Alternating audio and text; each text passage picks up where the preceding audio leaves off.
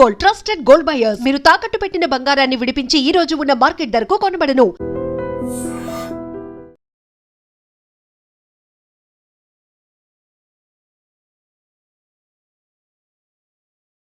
జంజీ ఉద్యమం next level E20 petrol మీద పడుతుందని కూడా ఒక వార్తలు వస్తున్నాయి. అదే ప్రభుత్వం ఏం చెప్తుందంటే E20 బ్లెండింగ్ వల్ల దగ్గరగా 2 లక్షల కోట్ల రూపాయలు మనం మిగిల్చామనే ఒక విషయం చెప్తుంది. నిజంగా అదే నిజమైతే మన దేశంలో పెట్రోల్ రేట్లు ఎందుకు తగ్గించలేదు? ఆ మిగిలినటువంటి 2 లక్షల కోట్ల రూపాయలని వినియోగదారునికి ఎందుకు షేర్ చేయట్లేదు? E20 అనేటువంటిది ప్రభుత్వం స్పష్టంగా మేము 20% ఇథనాల్ను 80% పెట్రోల్ని బ్లెండ్ చేశామని ఇంతవరకు ఎక్కడ ప్రకటించలేదు. ప్రయోగాత్మక దశలో ఉన్నది, ప్రయోగాలు చేస్తున్నారు, ప్రయోగాల్లో సక్సెస్కు దగ్గరగా వచ్చామని చెప్పుకుంటూ వచ్చింది. యాక్చువల్గా నితిన్ గడ్కరీ తను సొంతంగా తీసుకున్న నిర్ణయం ఇది. వాస్తవంగా తన కుమారుడు ఒక ఇథనాల్ ఫ్యాక్టరీ నడుపుతున్నాడు మహారాష్ట్రలో. అవును. ఆ ఫ్యాక్టరీలోంచి తీసుకొని అక్కడ ప్రయోగాలు చేసి ఆ ప్రయోగాలు సత్ఫలితాలు ఇచ్చిన తర్వాత దాన్ని దేశమంతా కూడా ప్రయోగించమని చెప్పి పెట్రోల్ ఏదైతే కంపెనీస్ ఉన్నాయో వాటిని రిక్వెస్ట్ చేసి వాటి ద్వారా దీన్ని అమలు పరిచే ప్రయత్నం చేశాడు. యాక్చువల్గా చాలా దేశాల్లో ఇప్పటికే దీన్ని అమలు చేశారు, చాలా అద్భుతంగా ఫలితాలు వచ్చాయి.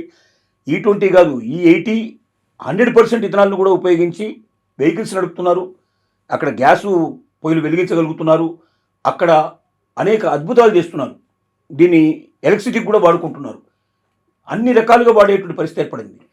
కాకపోతే భారతదేశం ఆ రకమైనటువంటి ప్రయోగాలన్నింటినీ తెలుసుకొని ఇక్కడ కంప్లీట్ చేయాలి. కానీ ఎందుకు చేయలేదు ఇప్పటిదాకా అంటే, సెంట్రల్ గవర్నమెంట్కి స్టేట్ గవర్నమెంట్కి లక్షల కోట్లు తెచ్చి పెడుతున్నది ఏమిటి అంటే పెట్రోల్ డీజిల్. ఆ పెట్రోల్ డీజిల్ కాస్త ఇథనాల్ రూపంలో బయటకు వచ్చిందంటే ఇథనాల్ 20% ఆగదు. 20% 40 అవుతుంది, 40, 60 అవుతుంది, 80 అవుతుంది. కొన్నాళ్ళు పోయిన తర్వాత మొత్తం ఇథనాలే వాడే పరిస్థితి ఏర్పడితే మారుతి వాడు 85%తో ఒక కార్ కూడా లాంచ్ చేసి ఆల్రెడీ చేశారు. మిగతా కంపెనీలు కూడా చేయబోతున్నాయి. ఈ పరిస్థితి ఏర్పడితే రేపు పొద్దున భవిష్యత్తు లోపల వీళ్ళకి కనీసం ఒక ఇప్పుడు వస్తున్నటువంటి ఆదాయంలో 10% కూడా రాదు. ఎందుకంటే దాని మొత్తం అది తయారీ అయ్యేటువంటి విధానానికి 10 రూపాయలు 15 రూపాయల లోపల ఇథనాల్ 1 లీటర్ మనకు దొరుకుతుంది. 10 రూపాయలు ఎక్కడ, 110 రూపాయలు గడ్కరీ చెప్పాడు కదా అంతకుముందు 15 రూపాయలకి లీటర్ వచ్చే అంతే. 10 నుంచి 15 రూపాయలు వస్తుంది. 15 రూపాయలు వచ్చింది అనుకోండి, 15 రూపాయల మీద సెంట్రల్ గవర్నమెంట్ ఎంత వేసుకుంటుంది, స్టేట్ గవర్నమెంట్ ఏం వేసుకుంటుంది? మ్యాక్సిమం ఏదో 30 రూపాయలకు 35 రూపాయలకు అమ్ముతారు. 10 రూపాయలు 15 రూపాయల కన్నా ఎక్కువ రాదు. ఇవాళ వస్తున్నటువంటి 60 నుంచి 65 రూపాయలు దీని మీద ఇద్దరు కలిసి సంపాదించుకుంటుంది. అప్పుడు 20 రూపాయల నుంచి 30 రూపాయలు ఇద్దరు కలిసి షేర్ చేసుకోవాల్సిన పరిస్థితి ఏర్పడుతుంది. అంటే స్టేట్ గవర్నమెంట్ సెంట్రల్ గవర్నమెంట్ యొక్క ఆదాయం గణనీయంగా పడిపోతుంది. కాబట్టి తమ యొక్క ఆదాయాలు గణనీయంగా పడిపోకుండా ఉండాలనే ఉద్దేశంతో ఇప్పటిదాకా దీన్ని పూర్తిగా అనౌన్స్మెంట్ పూర్తిగా చేయలేదు. అయితే అనధికారికంగా దీన్ని కలపడం స్టార్ట్ చేసి చాలా రోజుల నుంచి దీన్ని స్టార్ట్ చేశారు, నడుస్తూనే ఉంది. అది కొన్ని అక్కడక్కడ బండ్లలో కొంచెం తేడాలు వచ్చినట్టు కనబడుతుంది. కానీ వాస్తవంగా అయితే ఇథనాల్ వల్ల బండి లోపల మైలేజ్ తేడా వచ్చేటువంటి పెద్దగా ఉండదు, చాలా తక్కువ, 0.2%, 0.3% లోపల తప్ప అంతకన్నా ఎక్కువగా తేడా ఉండదు. రెండోది, ఎక్కువ బర్నింగ్ సెన్సేషన్ ఉండటం వల్ల, దీంట్లో బర్నింగ్ కెపాసిటీ ఉండటం వల్ల తొందరగా ఈ బర్నింగ్ పెంచడం వల్ల బండి చాలా స్మూత్గా రన్ అయ్యేటువంటి అవకాశాలు కూడా దీనివల్ల ఉన్నాయి. దీనివల్ల ఇంకో వచ్చేటువంటి లాభం ఏమిటంటే, ముఖ్యంగా ఇథనాల్ వల్ల రైతులు విపరీతంగా లాభపడే అవకాశాలు ఉన్నాయి. ఇవాళ ఏదైతే వేస్టేజ్ వస్తుందో మొలాసిస్, ఈ వేస్టేజ్ అంతా అంటే మన పంటల వ్యర్థాలు అంటాము.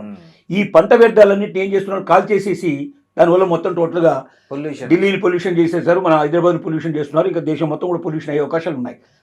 కానీ ఇదే వ్యర్థాలను తీసుకొచ్చి ఇథనాల్లో వాడితే ఇథనాల్ తయారవుతుంది. అంటే రైతులకి ఏదైతే పారబోయాలి లేకపోతే కాల్ చేయాలనుకునేటువంటి పదార్థాలని వాళ్ళకి ఆదాయ వనరులుగా మార్చుకునే అవకాశం ఉంది. దీని లోపల ముఖ్యంగా చెరకు పిప్పి, అట్లాగే బియ్యము, మొక్కజొన్న ఇలాంటి వాటికి సంబంధించిన వేస్టేజ్ కానీ, బియ్యం నుంచి వచ్చే వేస్టేజ్ కానీ, ఇలాంటి అనేక రకాల వ్యర్థాలు, తర్వాత కోసేసిన తర్వాత పంటకు సంబంధించిన వ్యర్థాలు, ఇవన్నీ ఉపయోగించి తయారు చేయొచ్చు. ప్రతి పల్లెటూరులో కూడా ఒక ఫ్యాక్టరీ స్టార్ట్ చేసే అవకాశం ఉంది. వేలాది మందికి ఉపాధి దొరికే అవకాశం ఉంది, లక్షలాది మందికి ఉపాధి దొరికే అవకాశం ఉంది. ఒకవైపున ఉపాధి కల్పన జరుగుతుంది, రెండో వైపున రైతులకి ఇప్పటిదాకా వ్యవసాయం దండగానేటువంటి పరిస్థితి నుంచి వ్యవసాయం పండగనేటువంటి పరిస్థితి ఏర్పడుతుంది. వ్యవసాయదారులందరూ సంతోషపడతారు, వాళ్ళకి అదనపు ఆదాయం వచ్చే అవకాశం ఏర్పడుతుంది. ఒకవేళ పంట లోపల సరిగ్గా రాకపోయినా ఈ వ్యర్థాల వల్ల వస్తుంది. తర్వాత అప్పుడప్పుడు మీకు అతివృష్టి అనావృష్టి వల్ల పంటలు నాశనం అవుతున్నాయి. ఆ నాశనమయ్యే పంటలన్నీ కూడా మీకు మొలాసిస్లో వీటిలో అంటే దీనికి సంబంధించిన ఇథనాల్లో ఉపయోగపడుతుంది. ఇలా ఇథనాల్లో ఉపయోగపడటం వల్ల ఏమవుతుంది, ఆ కనీసం గిట్టుబాటు ధరలన్నా కనీసం వాళ్ళకు దొరికే అవకాశం ఉంటుంది. ఆ సంవత్సరానికి వాళ్ళు కనీసం ఆనందంగా సంతోషంగా గడపడానికి అవకాశం ఏర్పడుతుంది. ఇన్ని రకాలుగా అవకాశాలు ఉన్నాయి దీనివల్ల. ముఖ్యంగా పర్యావరణ పరిస్థితి, కాలుష్యం అంతా కూడా నివారించబడుతుంది. ఇవాళ మనకు దొరికేటువంటి పెట్రోల్ కానీ డీజిల్ వల్ల కానీ వీటి వల్ల మనకు కర్బనకు సంబంధించినటువంటి కర్బనాలు ఏవైతే ఉన్నాయో రిలీజ్ అవుతున్నటువంటివి గాలిలో కలిసిపోయి మొత్తం కార్బన్ డైఆక్సైడ్ అంతా వ్యాపించేసిపోయి మనుషులందరూ కూడా ప్రాణాపాయాలు, జబ్బులు రావడానికి అవకాశాలు ఏర్పడ్డాయి. కానీ ఇథనాల్ లోపల అవన్నీ లేవు. ఎందుకంటే ఇవి వ్యవసాయ ఆధారిత వ్యర్థాల నుంచి తయారవుతుంది కాబట్టి ఇది చాలా మంచిది. ఇది ఆరోగ్యానికి మంచిది, అలాగే మనకు వాతావరణానికి కూడా చాలా మంచిది.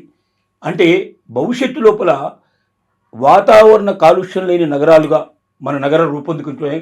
అలాగే ప్రపంచం లోపల మన యొక్క దేశ స్థాయి ఔన్నత్యం బాగా పెరిగే అవకాశం ఉంది. ఇన్ని రకాలుగా లాభాలు ఉండేటువంటి E20ని ప్రభుత్వాలు ప్రోత్సహించాల్సిన అవసరం ఉంది. ప్రజలు కూడా ప్రోత్సహించాలి. కొంతమంది తెలియక గుడ్డిగా దీనికి వ్యతిరేకంగా ప్రవర్తించే ప్రయత్నం చేస్తున్నారు. ముఖ్యంగా జెన్జీ లోపల పూర్తిగా అవగాహన లేదు. కాబట్టి ఎక్కడికక్కడ అవగాహన సదస్సులు పెరగాలి. సినిమాలలో, టీవీలలో దీనికి సంబంధించిన అడ్వర్టైజ్మెంట్స్ చాలా పెరగాలి. ఇది వాస్తవమైన పరిస్థితుల్లో తెలియాలి. ఒకవేళ ఆ డౌట్సే ఉంటే ఏం చేయాలి ప్రభుత్వం అంటే, ఇథనాల్ కలిపినటువంటి ఈ రేటు, కలిపినటువంటి పెట్రోల్ ఈ రేటు, కలపనటువంటి పెట్రోల్ ఈ రేట్ అని రెండు వేరువేరుగా ఇప్పుడు రెండు వేరువేరుగా వేరువేరుగా అమ్మినప్పుడు ఆటోమేటిక్గా పబ్లిక్ తెలిసే అవకాశం, ఇష్టమైతే కొనుక్కుంటాడు, లేకపోతే లేదు. దానికి వ్యతిరేకించాల్సిన అవసరం కానీ గొడవ పెట్టాల్సిన అవసరం కానీ ఉండదు. నీకు 110 రూపాయలు పెట్టి అది కొనుక్కుంటావా? ఇది రేటు తగ్గించి 80 రూపాయలు 70 రూపాయలు పెడితే, దీన్ని తక్కువ రేటు పెడితే ఆటోమేటిక్గా పబ్లిక్ అలవాటు పడతారు. త్వరలోనే పబ్లిక్ తెలిసిపోతుంది. తర్వాత ఈ ప్రాబ్లమ్స్ అన్నింటి నుంచి బయటపడే అవకాశం ఉంది.